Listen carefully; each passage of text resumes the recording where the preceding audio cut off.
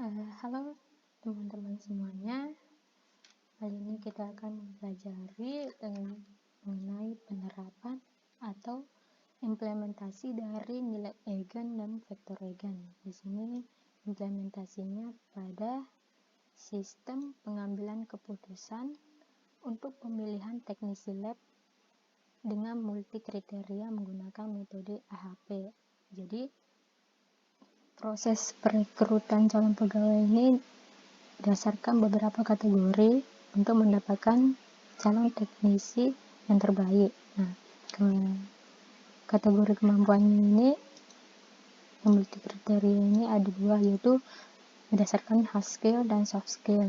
Nah, karena penggabungan kemampuan ini, tim seleksi mengalami kesulitan untuk mendapatkan kemampuan yang terbaik. Oleh karena itu, dibutuhkan metode untuk dapat menyelesaikan masalah ini. Jadi, metode yang digunakan di sini menggunakan metode AHP, yaitu metode digunakan untuk menyelesaikan masalah dalam pengambilan keputusan berdasarkan banyaknya kategori. Jadi, kemampuan hard skill dan soft skill tadi dapat dikolaborasikan dengan menggunakan kategori AHP. Selanjutnya kita ke prinsip AHP. Prinsip AHP itu yang pertama ada decomposition, yaitu dengan memecah masalah yang utuh menjadi beberapa unsur hierarki, di mana pemecahan itu dilakukan sampai tidak mungkin dilakukan lagi pemecahan lebih lanjut. Nah, dalam decomposition ini dikategorikan kompleks dan incomplete. Berdasarkan decomposition itu ada struktur tingkatan, yaitu tingkatan pertama tujuan, tingkatan kedua itu kriteria, dan tingkatan ketiga itu alternatif. Seperti yang ini pada tabel diagram. Ini tujuannya merupakan tingkatan pertama. Kriteria ini merupakan tingkatan kedua dan alternatif merupakan tingkatan ketiga. Tadi saya katakan bahwa decomposition itu dikategorikan dengan complete dan incomplete. Complete dikatakan complete itu jika semua elemen pada suatu tingkatan memiliki hubungan terhadap semua elemen yang ada pada tingkatan berikutnya. Sedangkan incomplete itu kebalikannya. Tadi berarti dikatakan komplit, yaitu berarti jika kriteria satu ini memiliki hubungan dengan tingkatan berikutnya, memiliki hubungan dengan semua alternatif yang ada di bawahnya.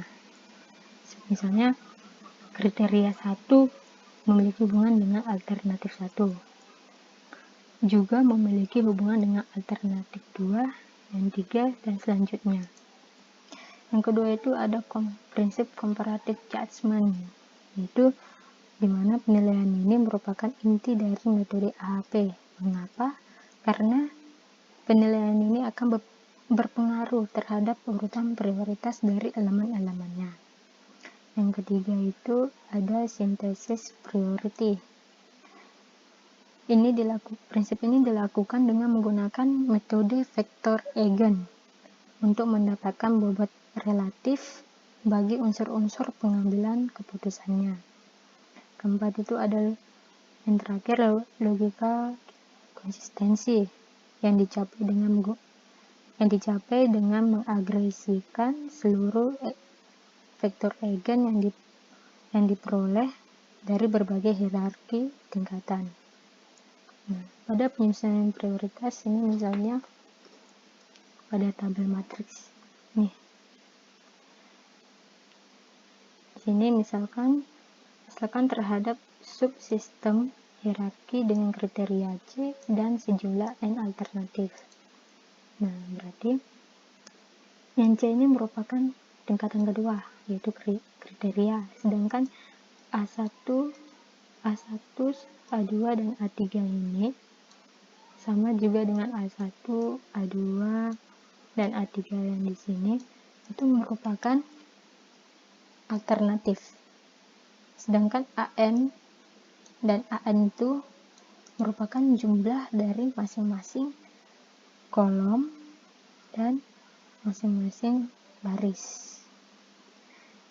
Nah, nilai A11 ini merupakan nilai perbandingan elemen dari A1 pada baris terhadap A1 pada kolom, yang menyatakan hubungan seberapa jauhkah dominasi dari A1 ini pada baris terhadap A1 pada kolom ini, gitu.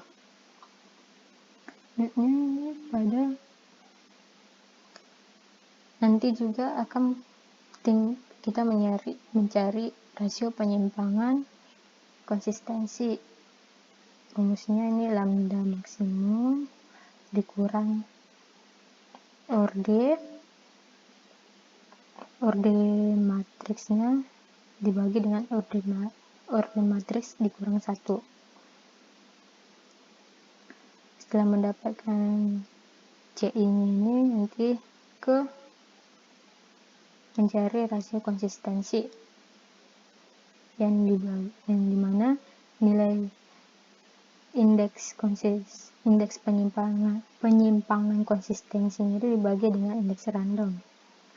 Untuk indeks random itu udah ketetapan, dimana pada tabel ini pada orde matriks 1 maka nilai indeks random itu 0,00,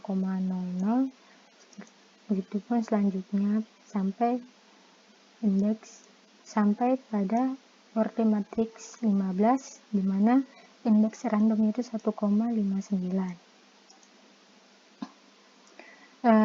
Pada penentuan kemampuan yang terbaik ini dilakukan beberapa tahapan. Pada tahapan pertama itu menentukan, kita langsung ke contohnya aja lah biar lebih mengerti. Ini ada kriteria. Nih, tahapannya itu ada banyak ya. Ini untuk diagramnya lebih jelas. Karena ini untuk teknisi lab, untuk tujuan tingkatan pertama tadi tujuannya itu untuk mendapatkan calon pegawai teknisi lab. Nah, berdasarkan kriterianya ini ada 4, tingkatan keduanya ini kriterianya untuk mendapatkan calon pegawai teknisi lab ini ada beberapa kriteria. Kriterianya itu tadi ada 2, kemampuan hard skill dan soft skill, dimana hard skill ini pengetahuan seperti jaringan komputer dan troubleshooting, sedangkan untuk soft skillnya itu motivasi, disiplin, dan komunikasi. Baru di bawahnya itu ada tingkatan ketiga alternatifnya. Nah, dimana tahapan pertama itu kita menentukan jenis kriteria yang akan dijadikan dasar dalam perekrutan teknisi. Ini ya, jenis kriterianya udah ada pengetahuan, motivasi, disiplin, dan komunikasi. Dan dalam tabel dia seperti ini kita buat. Jadi di sini sebelumnya kan ada contohnya tuh, NC ini kriteria. Nah, dimana kriterianya ini ada 3 nih, A1 sampai A3, AN itu dan AM itu merupakan jumlah baris dan kolomnya. Ini kriterianya. Ini pengetahuan. Kriterianya itu ada pengetahuan, motivasi, komunikasi, disiplin. Ini ada 4 dia. N-nya itu ada 4, orde matriksnya itu ada 4. Nah, ini kan masih ada yang masih dalam pecahan, diubah dalam desimal biar lebih jelas dia. Selanjutnya kita menjumlahkan setiap kolom pada masing-masing kriteria. Jadi pada kolom pertama ini kita jumlahkan masing-masing kriteria. Pada pengetahuan kita jumlahkan, motivasi kita jumlahkan, komunikasi kita jumlahkan, disiplin kita jumlahkan. Lalu didapatkan hasil mana 1 ditambah 0,33 ditambah 0,2 ditambah 0,2 didapatkan jumlahnya itu 1,33. Begitu juga sama yang selanjutnya. Setelah dapat jumlah tiap kolom masing-masing kriteria, selanjutnya kita itu membagi nilai masing-masing kriteria dengan jumlah kolom. Jadi jumlahnya ini misalnya 1,43 ini kan jumlahnya udah dapat. Jadi yang pertama itu pengetahuan, kita bagi dengan jumlah. Selanjutnya yang kedua itu 0,33 kita bagi dengan 1,433. Ini dia dapat. Jadi yang pertama misalnya 1 dibagi dengan 1,433, itu hasilnya 0,694. Lalu 0,333 ini dibagi dengan 1,433, hasilnya itu 0,232. Kayak gitu juga selanjutnya. Nah, setelah dapat nilai masing-masing kriterianya, kita menghitung jumlah baris pada masing-masing kriteria. Jika sebelumnya kita menghitung jumlah masing-masing kolom, sekarang kita menghitung jumlah masing-masing baris. Nah, untuk menghitung jumlah masing-masing barisnya itu merupakan menggunakan matriks yang terakhir kita bagikan, bukan matriks yang sebelumnya ini.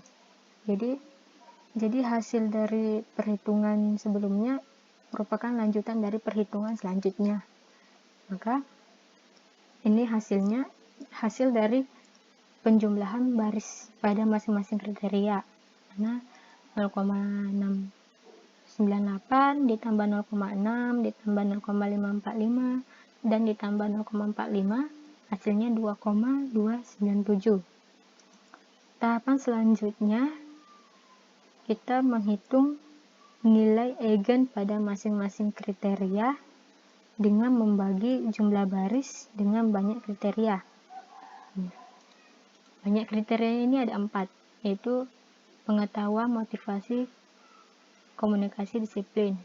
Ini kan juga 4, berarti pada misalnya yang pertama kita bagikan jumlah baris yang pertama ini 2,97 ini 2,297 dibagi dengan 4, hasilnya itu ada 5,74.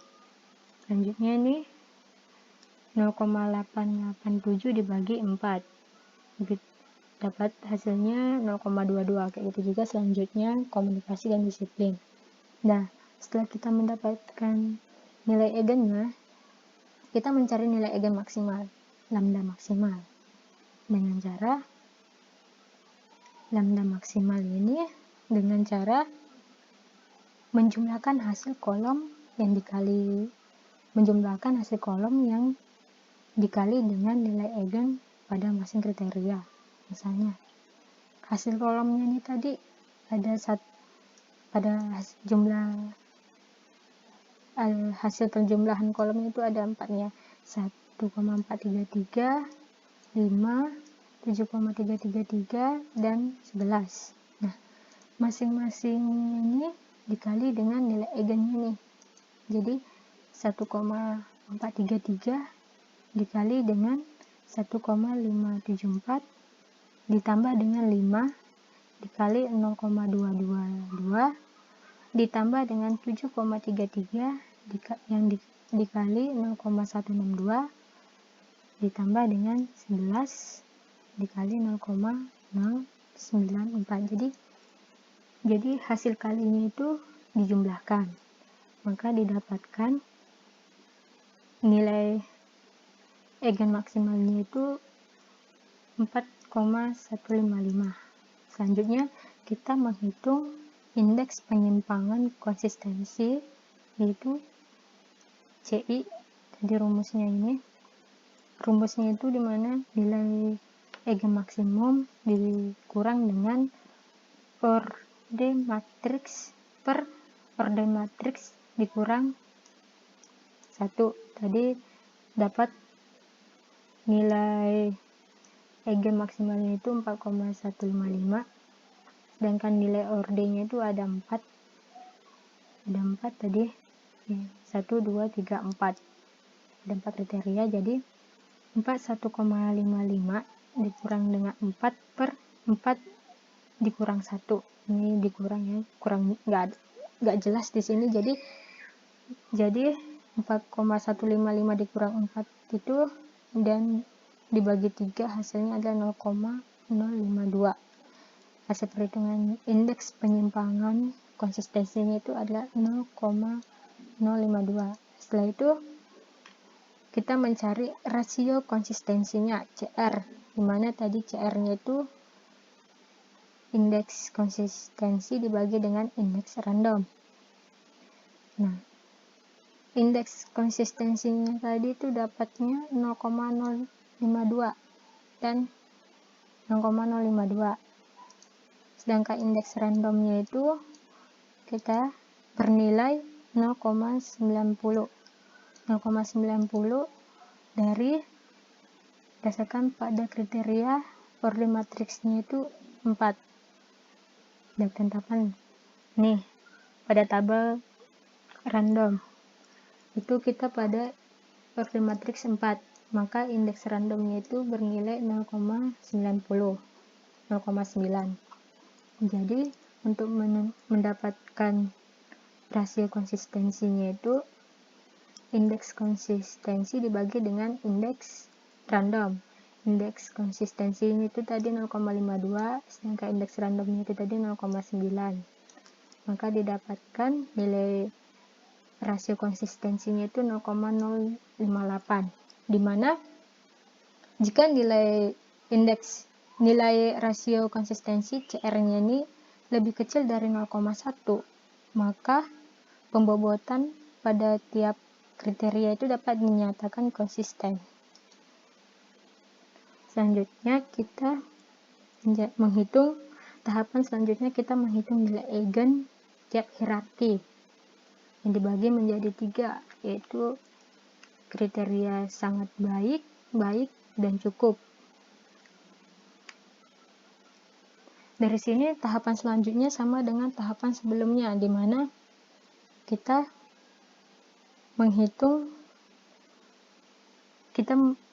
jumlah setiap kolom pada masing-masing. Jadi jumlah kolomnya ini dari 1 ditambah 0,33 ditambah dengan 0,22 sama dengan selanjutnya 3 ditambah 1 ditambah 0,33, selanjutnya 5 tambah 3 tambah 1, maka hasilnya itu 1,33, 4,33, dan 9. Jadi kita ini kembali pada tahapan sebelumnya, pada tahapan awal yang seperti ini. Nah, kita kembali pada tahapan sebelumnya ini. Jadi kan mudah, setelah mendapatkan jumlah kolom pada masing-masing kriteria ini, kita akan membaginya. Jadi misalnya 1 dibagi dengan 1,533, itu kita dapat 0,962. Baru selanjutnya pada kriteria baik 0,333 dibagi dengan 1,533 didapatkan 0,217. Kayak gitu pada selanjutnya ya. Tahapan selanjutnya itu kita setelah membagi, kita menghitung jumlah pada baris.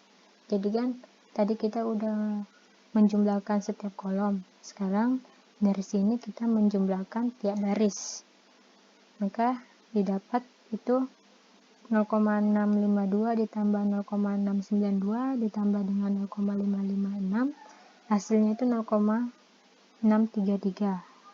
0,652 ditambah 0,692 ditambah dengan 0,556 itu hasilnya 1,9.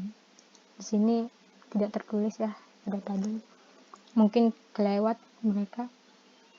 Jadi jumlah baris pada sangat baik itu adalah 1,9. pada kriteria baik itu jumlah barisnya itu ada 0,781, sedangkan pada kriteria cukup jumlah baris pada masing-masing kriterianya itu ada 0,318. Jadi setelah menghitung jumlah baris, kita mencari nilai eigen dengan jumlah hasilnya itu tadi kita bagi. Misalnya pada jumlah baris sangat baik tadi kita dapat 1,9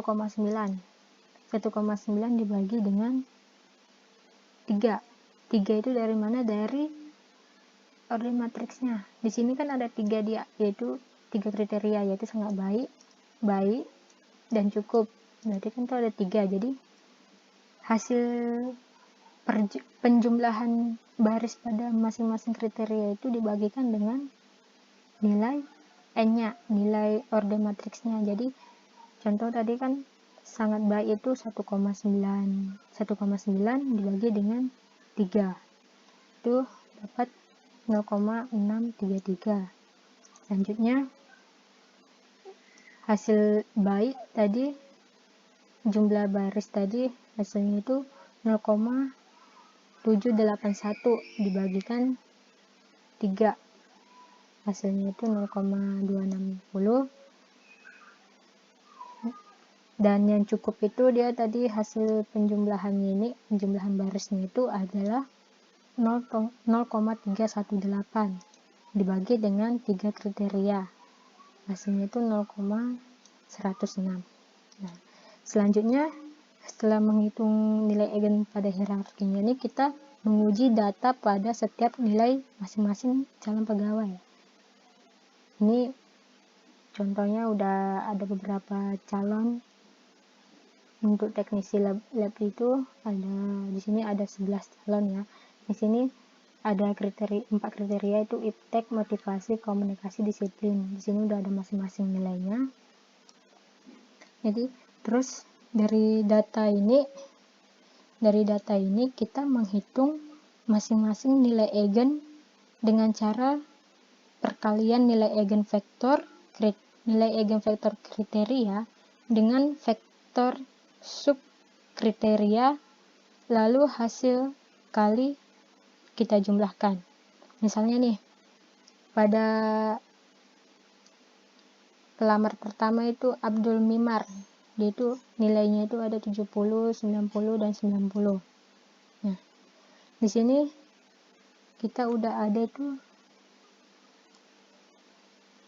ketentuan nilainya nih. Ketentuan nilainya itu kan skala kriterianya itu ada sangat baik, baik, dan cukup. Nah, nilainya itu pada sangat baik itu lebih besar dari 80, dan baik itu nilai baik itu ada rentang nilainya itu lebih besar dari 70 dan kurang dari atau sama dengan 80.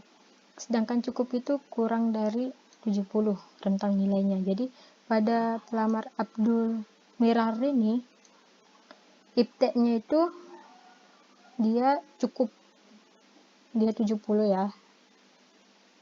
Tadi kan ketentuan nilainya itu kalau 70 itu kurang dari 70 atau sama dengan 70, ini dia rentang skala kriterianya cukup. Jadi ini 70, 90, 90, 80. Jadi ipteknya itu nilai 70-nya itu skala kriterianya itu C, cukup.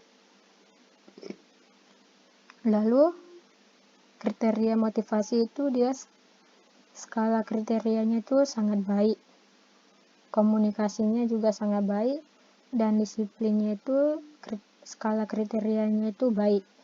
Jadi tadi untuk kita menghitung masing-masing nilai eigen kan, nilai eigennya itu dengan cara perkalian nilai eigen dengan vektor subkriteria, lalu hasil kalinya itu kita jumlahkan. Jadi ini tadi kita dapat C, SB, B, cukup, sangat baik, baik. Jadi cukup tadi nilainya itu adalah 0, cukup itu nilai eigennya itu 0,106.